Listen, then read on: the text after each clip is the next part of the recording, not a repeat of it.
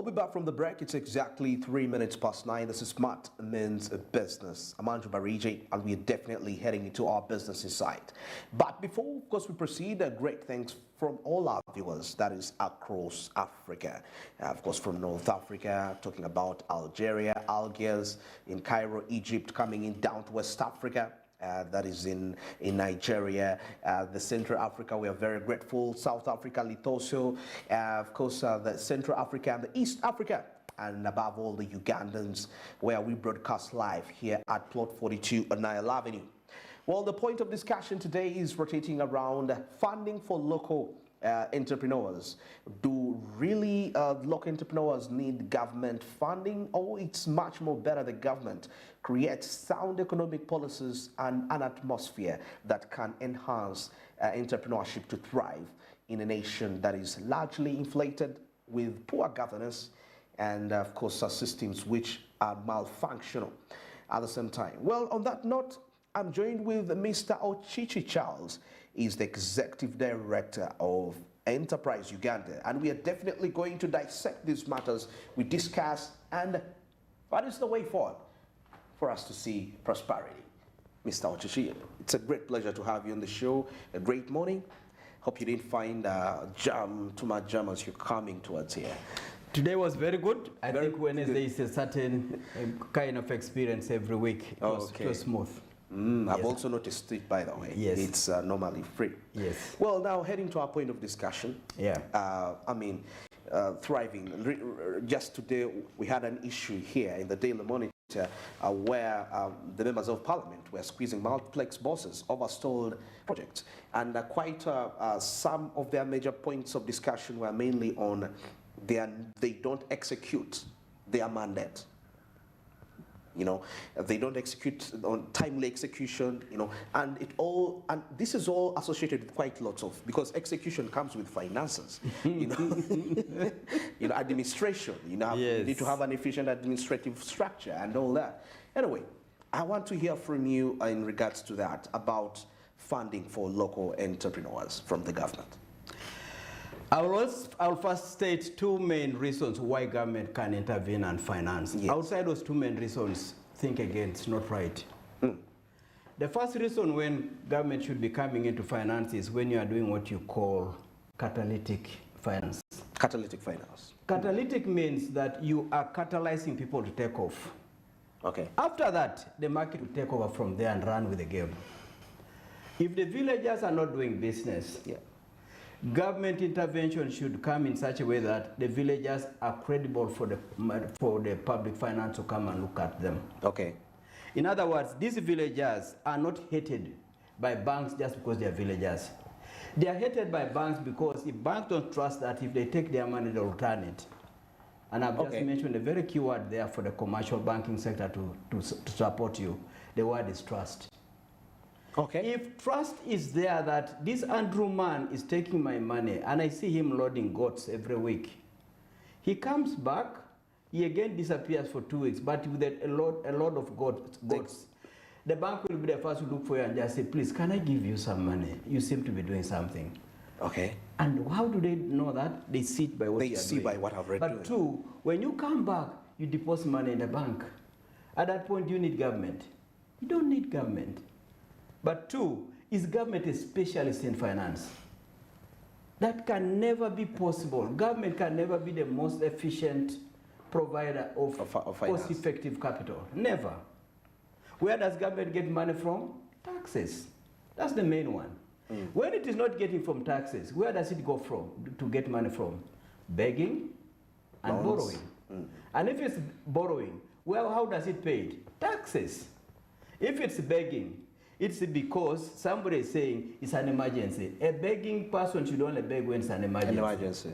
Don't keep begging as a tradition.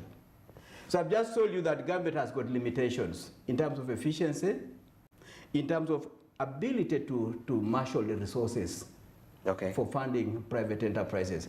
Back to my first point, bring your government, bring your leader, bring your uncle to support somebody with finance only when you're pushing them to cross the bridge. To start. Yes, to kick why? off.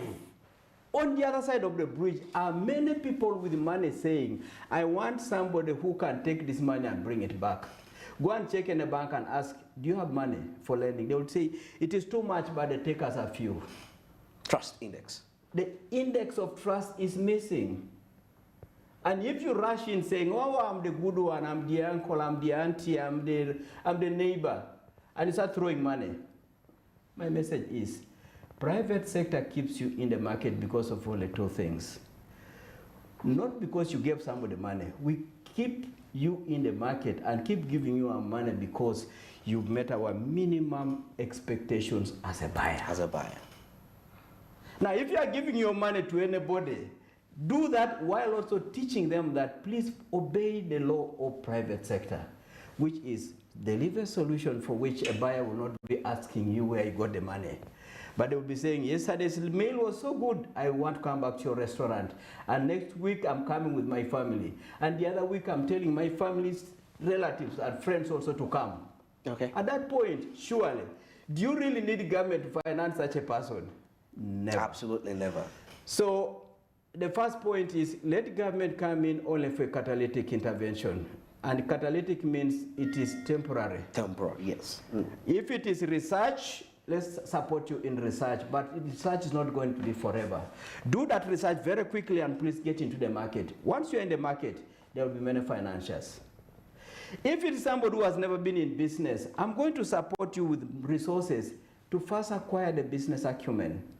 And then if I'm dropping some microcredit to make you move, it is just to make you get your feet wet and strong in that game. Out there are resources that are limitless. Go to any bank today in Uganda, I think there are 23 Supervisory Bank of Uganda, and ask them, are you short of deposits? They will tell you, have enough deposits, bring for us good borrowers. That alone speaks volumes. There is something we need to do with the population to make them go into the commercial banking sector. Once we have done that bit, we have done what we call primary commercial funding. The next one is to lift them to go beyond the commercial banking sector and begin to go to what I call development finance, where now we're not giving you money for a year, for 6 months, for trading, but now we're giving you money to develop a hotel. A hotel. That will take 3-4 years to pay. We're giving you money to develop a bus transport company. That will take you another 5-7 years to pay. We're giving you money to put a plant to convert our tomatoes into value-added tomato paste. And that will take another 7-8 years to pay.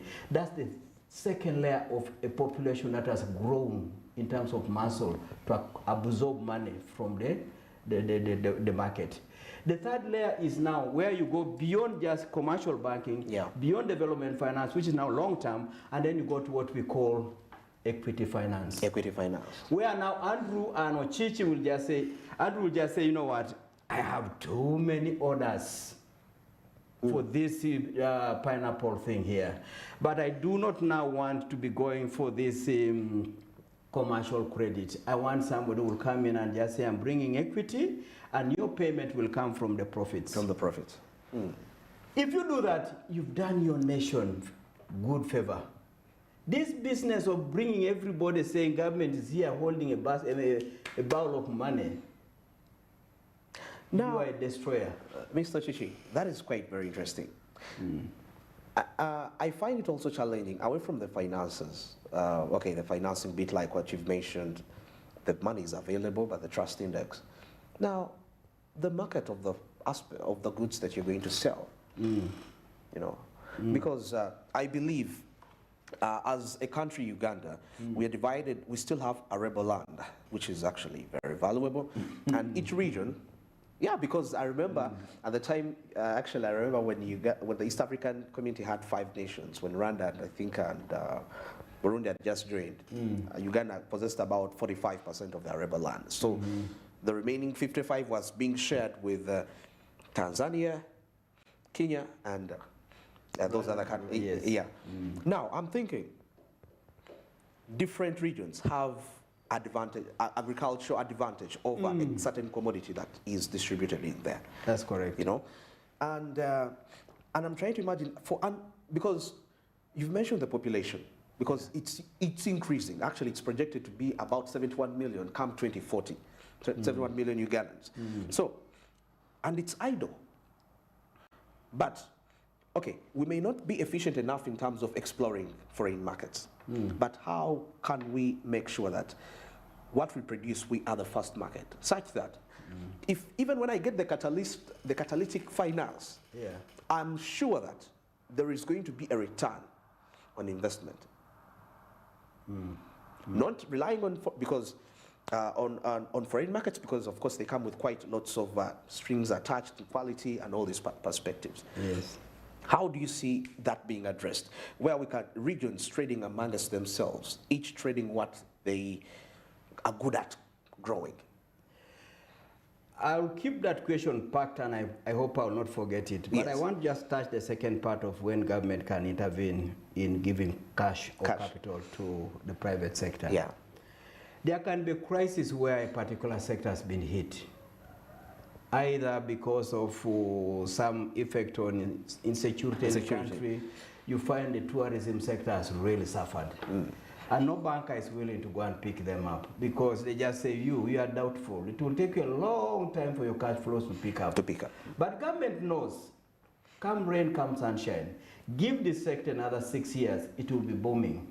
At that point, government will invest by saying, you know what, I'm giving banks a line of credit specifically for the tourism sector. But as they get this money, this is the interest rate. That again is what we call remedial emergency. But it's also bridging. It's not permanent, it's bridging intervention. Now also you could have a situation where a particular mega producer in your economy has had a specific challenge, and its market area where it was making a lot of money, it has had a problem. But this particular player used to bring you taxes, probably 50 billion a year, 70 billion a year.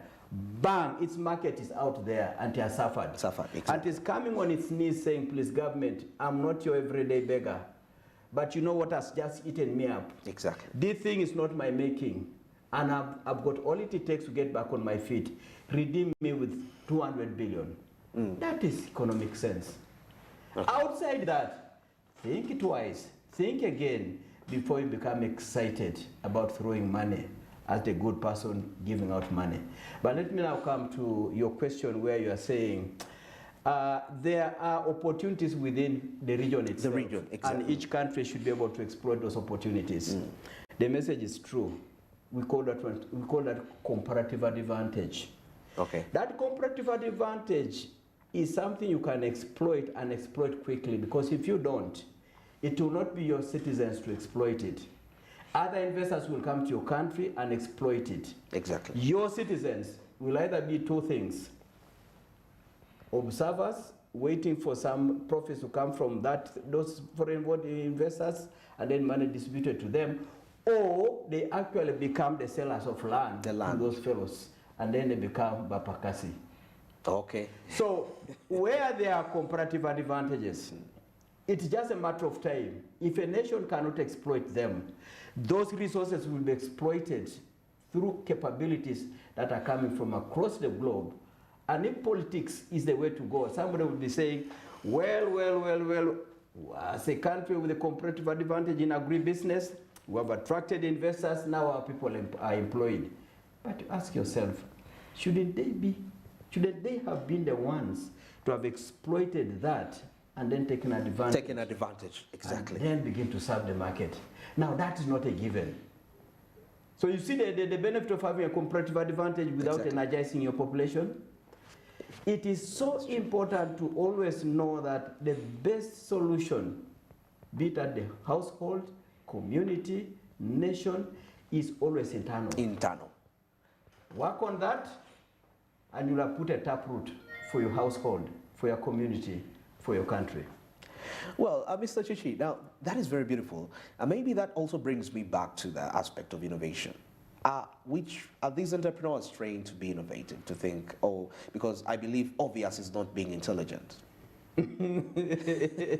Andrew, I tend to, when I'm talking to the Ugandans, I tend to simplify the language so that they don't think the word innovation is for some very intelligent person. All I'm talking about here, anybody who is keen to make it work in the private sector, one, remain a learner.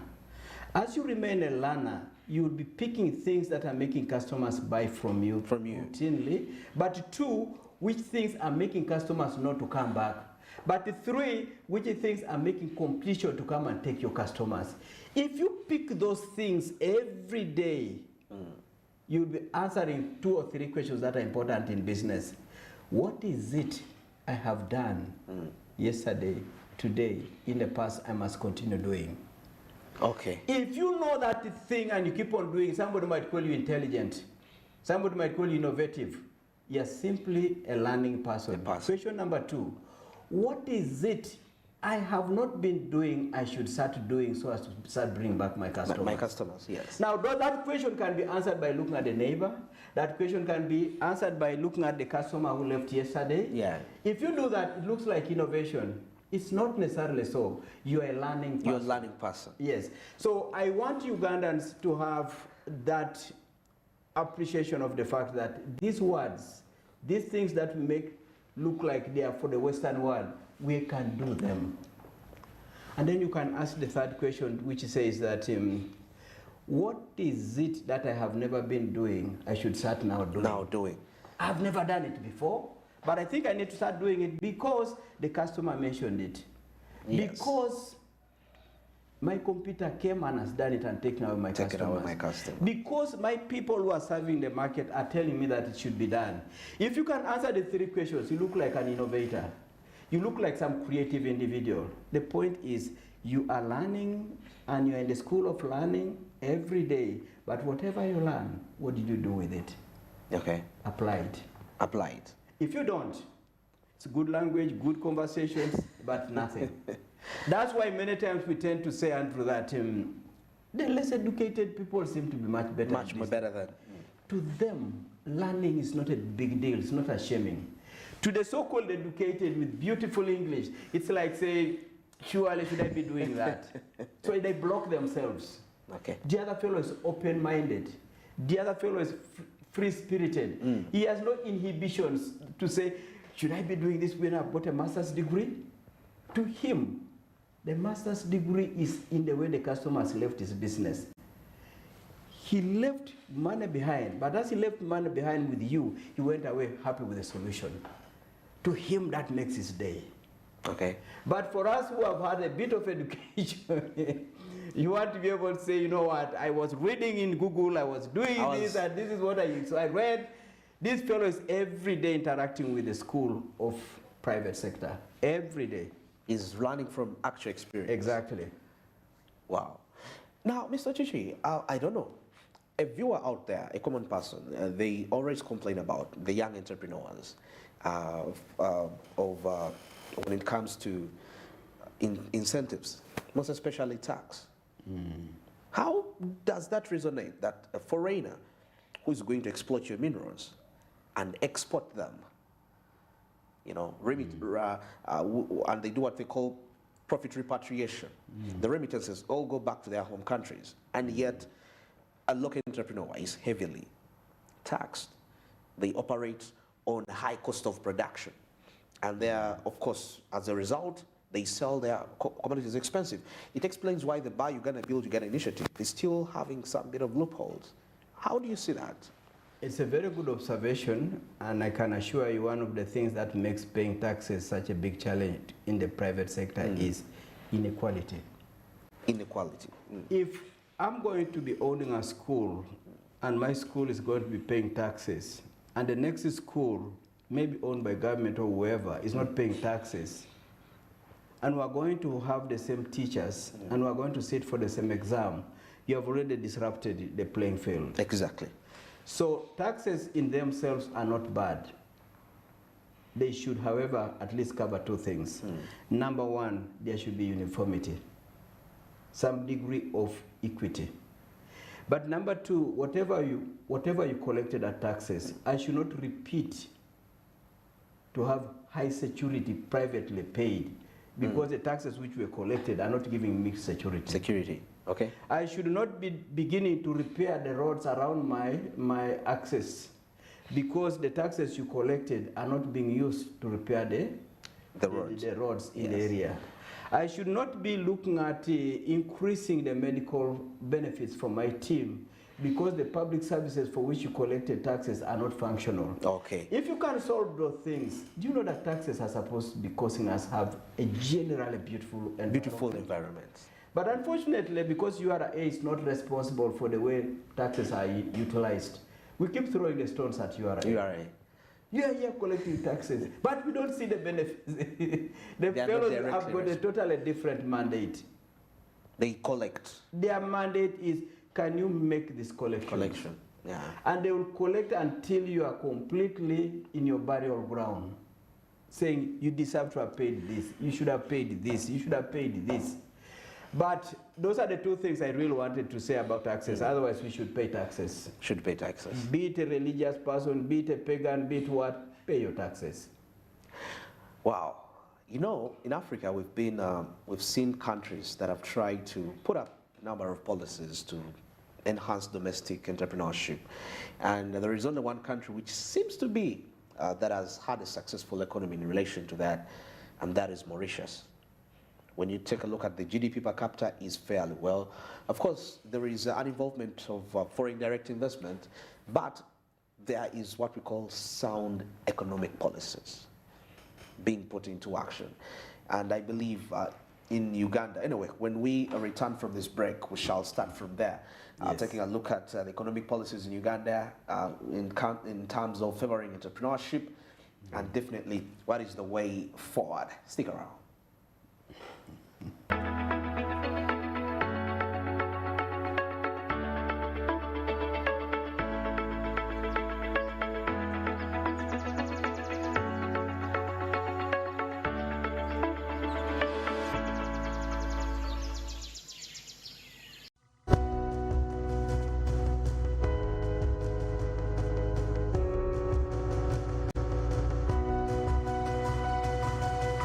Smart 24, driving business.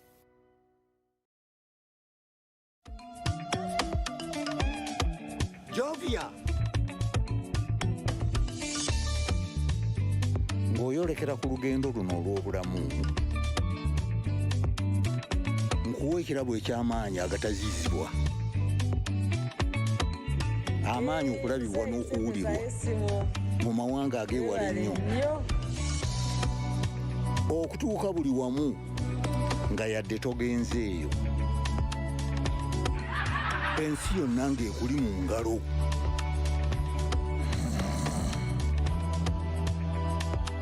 Okutambula mu biseera n'okumanya buli kimu ekirina okumanyibwa.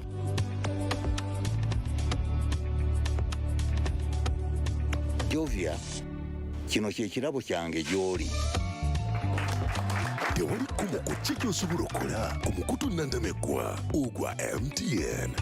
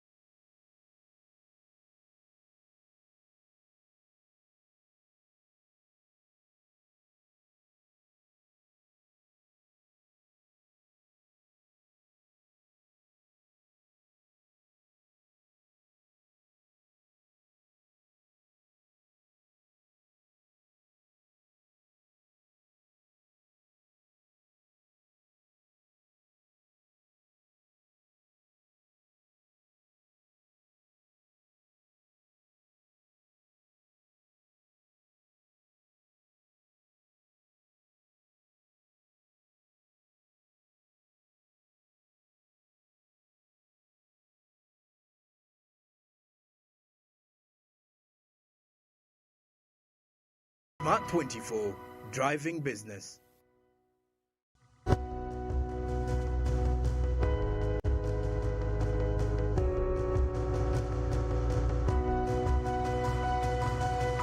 Smart 24, driving business.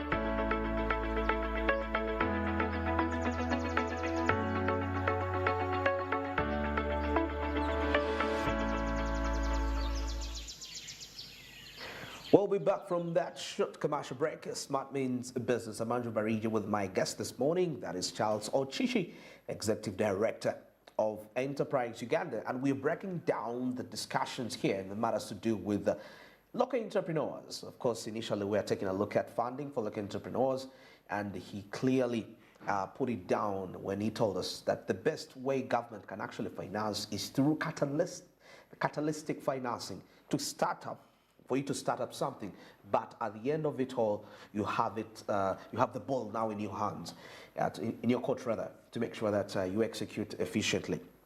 Mr. Chichi, we're talking about sound economic policies, and a good example of a nation to benchmark on is Mauritius. You know, you mentioned a 1.2 million people population. Yeah. You know, for so long we studied that a huge population is advantageous. I mean, it's disadvantageous, and a small population is okay. But Mauritius with 1.2 million shows us that even with a small population, you can make it. China, India with a huge population still show us that it doesn't matter how many people you have. Make the population busy. Everything will be okay. But anyway, heading back to Mauritius. Sound economic policies which have actually made the nation be where it is today. Bringing it to Uganda, what is a sound economic policy? What are the features of a sound economic policy? And are we yet close in Uganda, in your observation? Right. A sound economy is an economy where there is vibrancy in the marketplace. Yes. In other words, your population, occupants of the economy or the country, are actively buying and purchasing and selling within and outside that economy. Now, for that to be happening, a couple of things are expected to be in place. We can talk about peace and security. Peace, yes, peace. That's okay. So that I can move without always being scared about who will knock me, what will happen to the door that I left behind, what will happen to the car that I left somewhere. All that is out. Your thinking now is how to serve the customer. Okay. Peace, security. Once you have fixed that one, you've got now to look at the other aspects that are part of the inputs into productivity. And that's energy. Okay. And that is movement and communication. If it takes you 2 hours to move from Port Bell to city center, another 2 hours to move from city center back home, and it is not that by the time you reach home you are not tired, you're actually worn out. Worn out, exactly. So you are already destroying the productivity of that economy or that person by just transportation network that you have. So if you can just work on your infrastructure, so that transportation should not be part of the things to consume your energy. That should be just by a few minutes, you are you are to the other side. To move from Port Bell to Smart TV here at the junction of Garden City, you should have done 7 minutes. So movement should not even come into your thinking, because you just enter a tram, you enter a train, and in 7 seconds you are here. Okay. And you can give anybody appointment anytime, and you'll keep that appointment to the minute. Not here. Here you give an appointment, then you tell the person, but start your trip a bit 1 hour before. Even if you started 1 hour before, you have no idea of what you are saying. What you're saying. Going to see ahead. Every day is unpredictable. So the basics of infrastructure, the basics of energy, the basics of water, the reliability of your power and internet, all these things are just basics first to make sure that you are doing business. But as you do that, a sound economy also should be able to now bring in aspects to do with a government promoting specific endowments of the country. Specific endowments. Yeah, because no Yes. one individual can promote tourism. Yes, absolutely. Because it is a big thing, it's a whole sector. But if government says, I'm going to invest in the tourism sector, Yes. until all the gorilla available licenses per year are booked 2-3 years ahead. Yes. Now the fellows who are investing in hotels, in tour companies, your work is to make the experience of the customers as good as possible. good. But government will have done the bigger thing of ensuring that the ecosystem of the gorillas is protected. Irrespective whether the neighboring population is a voting population, is a population that is saying we have no land elsewhere. Work on this thing and just say this is strategic for the country. We need to come up and just say what are the strategic aspects of Uganda. It's not random. If you are going to go for coffee and just make sure that in 5 years, people should be talking about Uganda but with coffee. If you are talking of Uganda with tourism, you should be talking about Uganda with tourism with clarity of that thing. In other words, such a policy environment should be backed with medium to long-term interventions or programs of government. You do not start fixing roads a month at a time. You should be looking at the road system of Uganda 10-15 years from now. In other words, the thing of us maintaining the current roads, it should not even be a question that there's a pothole. This one is nothing, it should be flat and smooth. What should be now, we should be rating at pillars for the rail going up there, and we should be digging the tunnels down here for the trams underneath. Exactly. But we are still fixing the potholes on the roads of 1960. Okay. So that's very different. A policy environment must have that long-term view. Long-term view. And that long-term view must be backed by very solid institutional framework. And fellows who go to those institutions should fit in those seats. If they can't fit in there, get them out. They can fit somewhere else. Don't mind about them losing the job. They can fit somewhere. But whoever you say, please come and fix Kampala's infrastructure, he must have a 5-year horizon minimum. But typical should be 15 years. Okay. Do we have a plan, and it's going on now, where we're digging the trams underground? We're not even about to talk about it. Not We yet. have not yet even finished the roundabout at Entebbe Road. That thing that flyover. Yes. So policy programs must enable us to begin to think beyond the short electoral calendar. Okay. Politics itself, is it over 4 years or 5 years? 5 years. 5 years. But it's literally 4 years. 4 years, 4.5 years. Yeah, because by the time you are beginning to go to the final year, you'll have started campaign 2 years Exactly, before that. yeah. Perfect. And then soon after winning, you are now trying to sort out the issues of the winning for the next 1.5 years. So basically, you are productive for 1 year. So you need a policy environment that allows institutions to have that longevity of vision. If you don't have it, we will be reacting to issues. Today, we are reacting to the fire that came from the City House. Exactly. Now we need to say, how can KCC be able to run quickly and reach a particular place? After that, 6 months down the line, there will be something else. Could be diarrhea, it could be something. Then again, we react to that one. It means there are no institutions with long-term vision strategy. So literally, policies. we act on what has happened, and that's when we think of a solution. Exactly. That's not right. Which brings me to something which I could say, what a nation we are. Do you know that we have some very beautiful, foresighted instruments for policy frameworks that are not necessarily part of our financing tools? In other words, National Planning Authority. Yes.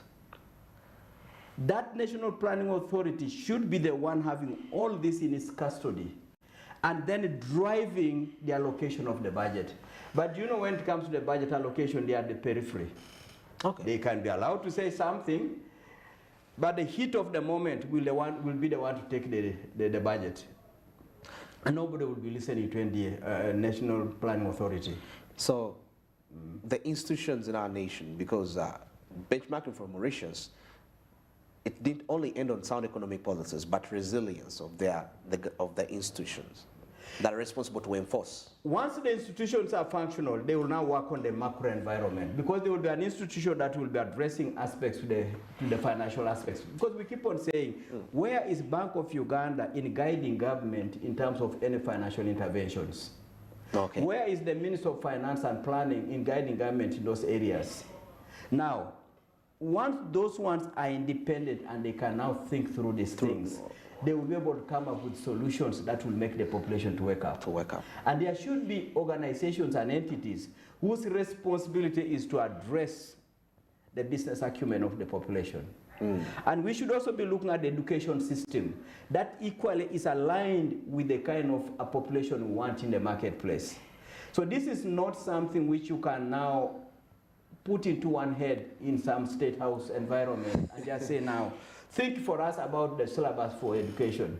Think for us about the finance for the small and medium.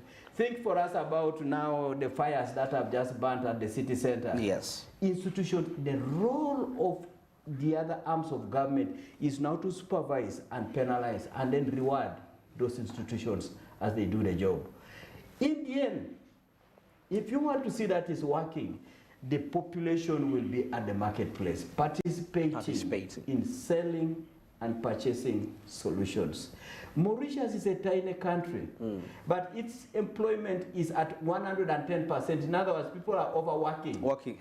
They are not only all employed, they are employed, but then again with extra time to in other words, they have to import labor. Okay. But this is an economy in Africa, because you might want to think, this must be somewhere in Europe. It is not, it is in Africa. And it is a tiny country. And it has no oil. Yeah, actually there was surviving. It started from sugarcane. Sugarcane, yes. Now it has got a bit of cotton and what have you. That country tells you a lot. That where there are human beings, you can start from there. Mr. Chichi, actually now that brings me to the aspect of diversification of our entrepreneurial priorities.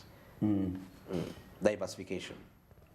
Are we flexible in terms of the young entrepreneur, the young population being flexible in terms of entrepreneurial priorities, or we are just focused on this is what I can do and I'm going to do this?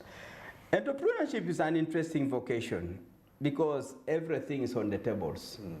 Everything is on the cards. In other words, you can start today as somebody who was simply moving pineapples from Nakawa to Kitintale. Yeah.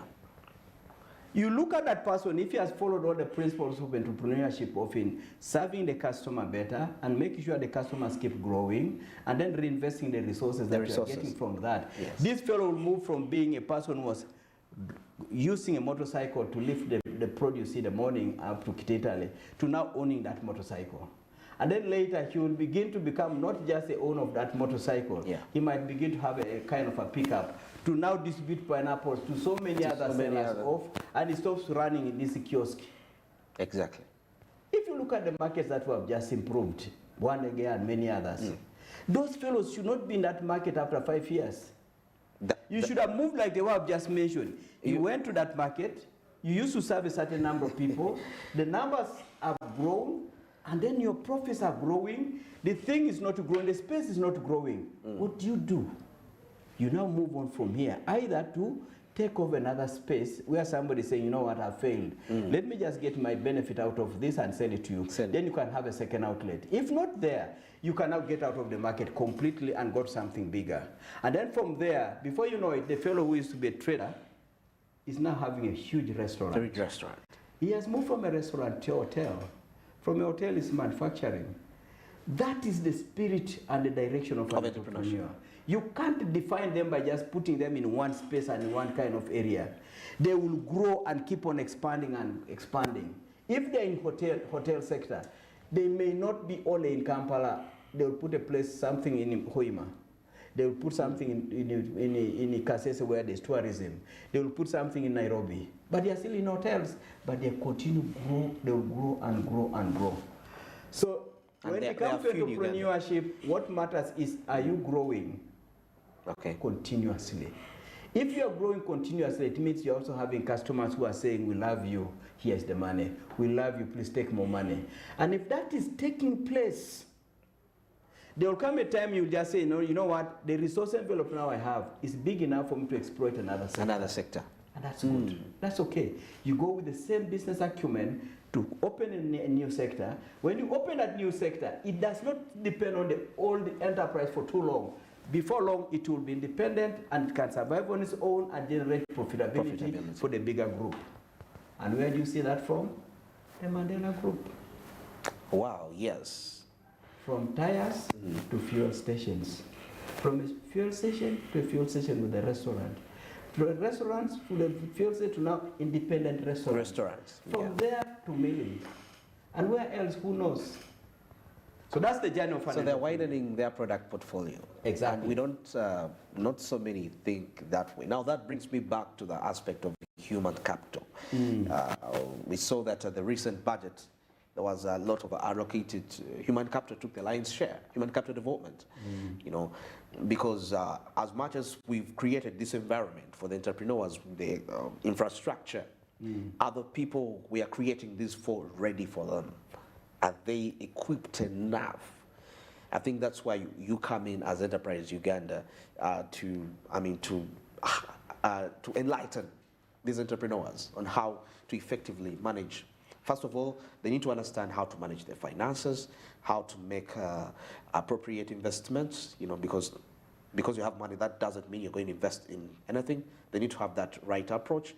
And market analysis, you know, all those perspectives. I believe now that makes a full entrepreneur. That's Andrew. Andrew. You know, an entrepreneur, I keep telling people that there are just two things you must follow and obey daily. Yeah. If you don't do those daily and follow them routinely, we the consumers in the private sector will get you out of the market. What are those two? Number one, sell a solution that meets my minimum expectations. I wanted food which is warm, good, fresh. That's minimum. I saw your price, I accepted it. Here is 20,000, give me that. If I come in and I get this food is cold, if I come in and I see a flight very close to where I am, it's done. My minimum expectations are not there, the next day I'm out. But the painting is fresh, the place is looking good, the customers are all your relatives and you have done a good job to give relatives jobs, the customers left. Okay. You just lost in the first minimum law of entry. Should you do this well, do you know what? The next day I just come and I take the seat where I sat yesterday and I'll just tell you like yesterday. In other words, just bring what I got yesterday, I was just happy. The issue of the price is no more there. After that, as I leave this place, as I am going away, I just say, there's a restaurant close to the roundabout. When you go there, those people are good, they serve you on time. Their food is this and this and this. Okay. What have I just done? I've done marketing for you. But I'm not doing it for you, I'm doing it for my friend, whom I want to come and get a good meal. It looks like I've supported you, but my desire was to support my friend, whom I don't want to misuse his time and misuse his resources. But in the process, You're marketing for me. And I'm more effective in doing that than you making adverts on the television or in the newspapers. That is an ice-breaking aspect. You see? So I have to meet the minimum expectations of the customers. If you don't do that and you say, I have a degree in entrepreneurship, to hell, I'm not interested. I've just come with my money and I know what I want to buy. I'm going to buy it. Whether your English is crooked, whether one of your legs is missing, deliver for me my food. If I get that food, I'm done. Now, that's the first law. What does that do? What has it done for you? Repeat business. Okay. All the cash I'm carrying for this week for food is yours, but I bring it on a daily basis. But it's all yours. You can count on my money. My 120,000 for the week is all yours. But I'll bring it on a daily basis to you. Okay. Number two, I'm also informing others who are also going to bring the 120,000 for you. You're informing them, yes. Yes. But number three, as I come and keep eating, I also keep telling you, you know, the other place where I ate last time, they also had some beetroot juice. If you can bring beetroot juice, I'm giving you more ideas to serve me so that you. So you're doing the research for me? Yes. I'm telling you, please, get me more products. I have money, I want to give it to you. Please, just do this because I loved it from the other side. From the other side. Okay. So all those three things I've just done for you, they are spot on. The advice I'm giving you is to serve me better. So it's not a gamble like advice in that if you bring here beetroot, you never know, somebody might buy. I need it. And I know if another person tests, they will also buy it. Buy it. That law number one is supreme. And I call it the minimum, what you call the commodity level of intervention. But law number two comes in and says, hey, you've been loved by many customers and they're pouring and they're overwhelming you. I've been seeing what you're doing. I'm going to copy you and open a branch next to you. Be ready to compete is law number two. Oh. Law number two simply says, as people are dancing around you and they're happy with you, do not in any way get used. Serve the growing volumes as if you're serving one. Quality must remain Constant. Same or even better. Because these large numbers are going to start talking. Their talking is telling somebody, please enter. We want these things here, this fellow is overwhelmed. Please give us an alternative. Give us an alternative. You used to serve us within 10 minutes. Now you are taking 30 minutes and you are telling us, where else can you go? I'm the only one. Where else can you go? I'm the only one. Do you know what? When this fellow opens across the road, the first thing he will do is to pick your employees. Give them, instead of 150,000 a month, give them 180. They have left. And as they live with all the trade secrets. And to not take the other man the same period it took you to build up the credibility. It takes just a jump. So rule number two says, at all times as you're enjoying your success with the repeat business, be looking around the corner, the same thing we're calling innovation, the learning and what have you. Exactly. Learn, apply, remain at the head. Remain sweating. At the head. Remain pushing. Remain sweating. Otherwise, the competition is around the corner. Okay. Thank you, Mr. Chichi. That's quite been very insightful. Of course, the discussion has been rotating around the funding for local entrepreneurs, but it's been insightful, just like the way he put it out there. And I believe as a young and a vibrant entrepreneur, you've gotten something out of there. I mean, serve your customers what their minimum expectations and be ready to compete, you know, because definitely the quality you serve will attract more people and somebody else is going to think of doing the same. Competition is always, it's one of the nightmares of many entrepreneurs. And I always tell people that if nobody is trying to rock your boat, you are doing nothing. You're doing nothing. Please wake up and do more until people get scared about what you are doing. Absolutely. Smart means business. Andrew Barije, my guest this morning has been Ochichi Charles, Executive Director, Enterprise Uganda. Have yourselves a wonderful day. Go be productive.